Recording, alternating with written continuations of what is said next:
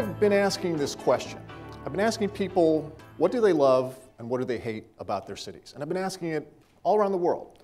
And I've been amazed at the wild diversity of the answers I've gotten back and the strange and almost comical uniformity of some of the answers that have come back as well. And the uniformity, oddly enough, has come back around things that people dislike about their places, things that they say they hate about their places. And this is across borders, and it's an amazing occurrence. People hate things like traffic, like parking, like a bad education system, bad planning, ugly design, big intractable problems that we could spend tons and tons of money actually trying to fix, and I'm not sure we ever truly fixed them. And nothing, I think, symbolizes this more than the pothole. You have potholes here in Chicago, right? I'm from Ohio. I know what potholes look like from the winter. And the thing is that citizens complain to the city about potholes. The city eventually comes and fixes the potholes. But of course, potholes are sort of a self-renewing exercise. So that we go into this ongoing dance with our cities around fixing potholes. I can tell you this, you could fix every pothole in the city of Chicago and the citizens would say, thanks, the streets don't suck quite so bad. You get no love for filling potholes. There's very little emotional return on investment for fixing potholes, which is not to say we stop fixing potholes, but I think we need to aspire to something more. And the problem right now is that we are mired down in the lower levels of what I call this pyramid because of fiscal constraints. Cities everywhere are feeling this. So what do we talk about? We talk about, well, let's make sure the city's functional and safe. We'll paint it battleship gray, we'll kick it out the door, and you know what? That's good enough for right now. I don't think so. Because let's face it, if it's just about police, fire service, and paved roads, nothing is going to keep you in one place versus another. Yet clearly there is something that keeps us in our places. And those things are on a slightly higher order. We ask the question, why can't our city be comfortable? Why can't it be convivial in the sense that it actually helps bring us together? Why can't it be interesting? And maybe more appropriately, why can't it be fun? Where's the fun is a perfectly legitimate question to be asked. And I think we actually need to be asking this more. Because let's face it, a lot of times we get mired down into the technical details. You know, you've all been in those meetings when we are literally down in the weeds inside that functional safe and we're trying to get something done. And if we do that, we have these very technical problems. Well, if we get stuck down there, we get very technical solutions to those problems. When we ask the question, where's the fun, we raise our eyes and we at least open the possibility that we start thinking about something else on a higher order. So I would encourage you all to take that idea and the next time you are stuck in one of those god-awful meetings, ask that question, where's the fun? Because it turns out the things that we really resonate with are these things that humanize our cities. And certainly becoming a more bike-friendly city is actually humanizing a city. Because think about it, how much of our city making seems to be in service to the car, right? Where do the people actually fit into that equation? If we can become a little bit more of a bike-friendly city, we say something to our citizens. We say it's not just about the car. We're at least thinking about you. You don't have to become the most bike-friendly city in America, but if you can at least become a little bit more bike-friendly, the citizens feel that. So too with a walkable city. Similar reasons, but walking allows for two very important things. It allows for improvisation and discovery. Think about it, you're driving at 45 miles an hour, the last thing you want to be doing is improvising while doing that. But if you're walking, you can follow, down this street. Hey, this is new, you walk into a store. Sometimes you literally follow your nose into a place and go, hey, something smells really good here, right? And how wonderful is it to discover something new about a city that maybe you've lived in all your life? That's a good moment. And that moment, I can't say it doesn't happen, but it's much harder when we're driving and isolated in our cars. A dog-friendly city is a lovable city. Interesting thing, when we walk our dogs, we're actually out there interacting with our environment and we're interacting with our fellow citizens. Because let's face it, that dog somehow changes the nature of the way we interact with other people. Two people can pass each other on a street and they might get a hey and a hey, right? But if there's a dog in the mix, somehow you look at the dog wags its tail and now all of a sudden you're talking about the dog. That dog has essentially negotiated that encounter with this other person. And that is social capital. That little bit of thing makes a difference. And in an era when most cities cannot afford more police and more surveillance equipment, the dog and the dog owner provide what Jane Jacobs called the eyes of strangers on the street from which we feel safe. Because there's nothing worse than walking down a completely empty street. So dogs in cities humanize cities. Now, the things that we actually love about our places, they tend to be small things, intimate things. And in my book, I liken them to this idea of a love note, a handwritten note that goes with the gift that says something, says that emotional connection. And most men at some point in their lives learn the importance of that handwritten note that goes with the gift, right? Well, these things, these love notes, are small things that have an outsized impact on the way people feel about their places. These are love notes that cities give to citizens, and sometimes citizens give back to their cities. And I've got a couple examples here. If you folks have been back to New York City in the last couple years and gone to pedestrian-friendly Times Square, I can guarantee you probably feel differently about New York City. Because the one thing you wanted to do in the past when you went to Times Square was look around. You know, because it's sensory overload. But you really couldn't, because if you stopped on the sidewalk, you were going to get run over by a New Yorker, and if you stepped off the curb, you're going to get run over by a cab, right? Now, because they bring in seating and Wi-Fi and they push the cars to the side, now all of a sudden you can look around, and it's an amazing difference in the way you feel and the way you experience that city. A small moment of respite. This is a small thing in the grand scheme of New York, but it certainly has an outsized impact on the way we feel about that city. And of course here, you know, you've got to talk about Millennium Park. Millennium Park is a giant love note. I freely admit that. But Millennium Park illustrates a really important concept around this type of public art and infrastructure. Because it's touchable. Because people walk up to it and they interact with it. Because it's like this giant funhouse mirror. Every one of you has probably walked up and taken your own picture in that reflection. You take your friend's picture. You take this picture. This is everywhere, right? And then right next to it, you have these towers. And the towers with the faces, and they smile at you. And then during the summer months, the water cannons that shoot water out there onto the deck, like this giant above-ground pool. And hundreds of kids will be out there playing on a hot summer day. That's a wonderful thing. Play and kids smiling. And by the way, it doesn't have to cost a whole lot of money. I took this picture in Braddock, Pennsylvania this summer. And this is a garden hose. It was a hot day, and they put it out there, and they're shooting water out onto the deck. The kids don't care. They know it's hot, and they know the water is wet. A little thing like that. Now, play is at the bedrock of our relationships with other people. You know, those unstructured, unplanned moments when we're there with our significant others, our friends, our family. We need to find more opportunities to play with our cities. Certainly public art is a great example of this. And my partner Michelle and I were in Anchorage, Alaska in February, and we came upon this in the downtown park. There were kids, of course, playing on this little ice sculpture there. And then we found this. Something really simple, quite charming. And here's the thing, good public policy point here. You want people making that face in your city.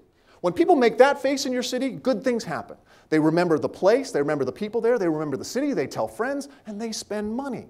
By the way, they don't make that face when you fill potholes for them.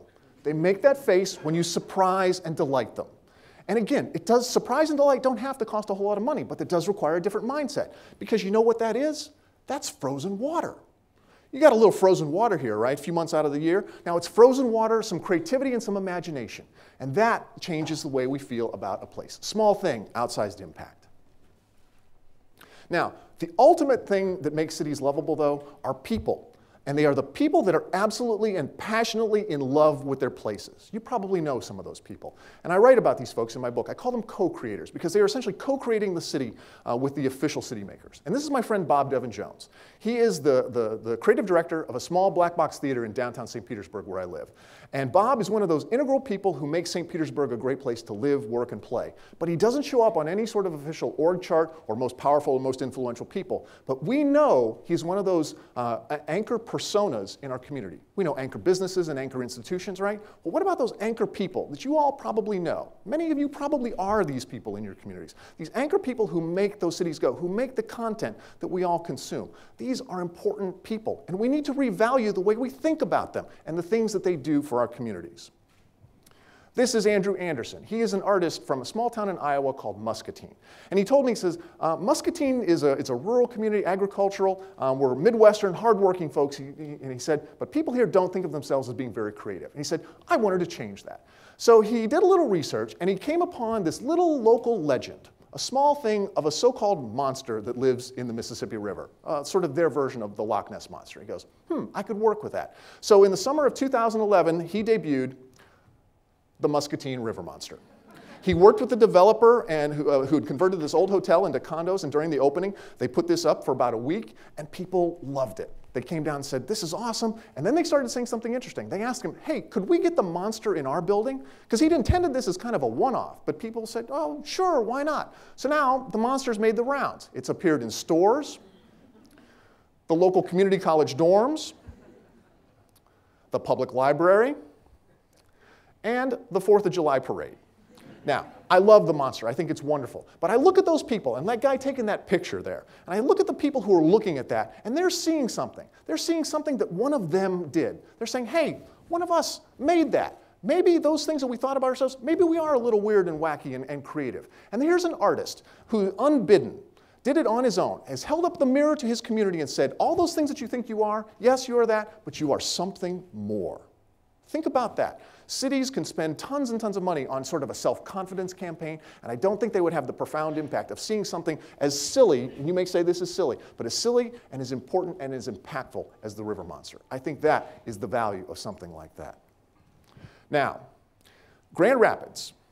In January of 2011, Newsweek magazine came out with a list that no city in America would ever want to be on. It was a list of America's 10 most dying cities, and it was based upon population loss between 2000 and 2010. Now, think about it. If somebody says something bad about your city, what do you typically do? It's like, well, we need a new ad campaign, or we need to hire a PR firm. Let's get the word out there we're not a dying city.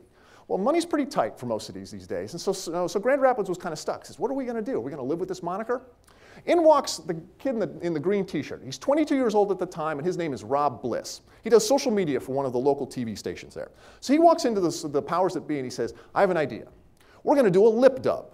A lip what? A lip dub, L-I-P-D-U-B. And a lip dub, for those of you who don't know, is essentially lip syncing to like a popular song, and we shoot a video. We could do a lip dub here today. We'd put some music on, start over here, we'd start filming, you guys start singing, singing, over here, done. Lip dub, boring, but a lip dub nonetheless, okay? But Rob said, no, we're gonna make it big. We'll get everybody involved, we'll shoot it downtown, we'll use YouTube and Facebook, it'll go social media, it'll go viral, it'll be epic, it'll be great.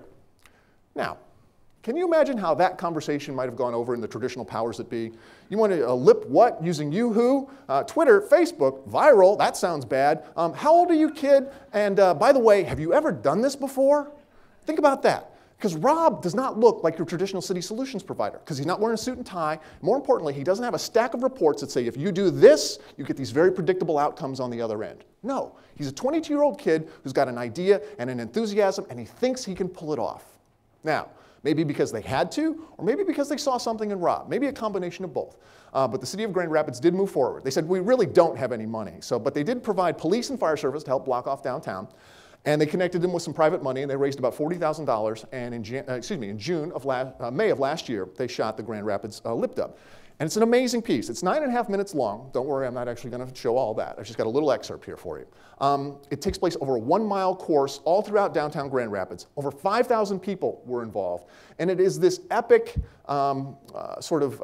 response to being declared a dying city by this outsider. Take a look at the Grand Rapids lip dub. Bye, bye, Miss American Pie. Drove my Chevy to the levee, but the levee was dry.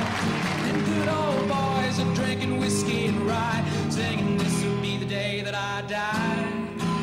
This will be the day that I die. Can you help me out a little on that? Falling fast, it landed foul on the grass.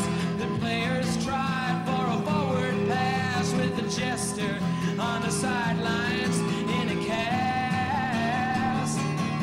Now the halftime air was sweet perfume while the sergeants played a marching tune as the flames climbed high Pyro. into the night to light the And a pretty intense dude. I saw Satan laughing with delight. The day music died, they were singing bye.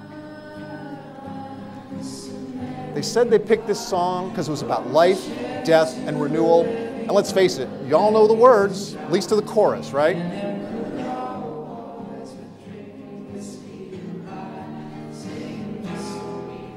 They did 5 takes. This is the 5th and final take was the one they ended up using.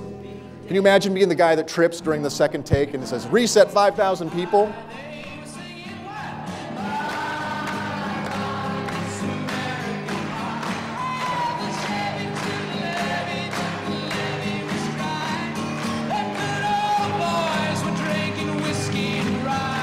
And here's the payoff.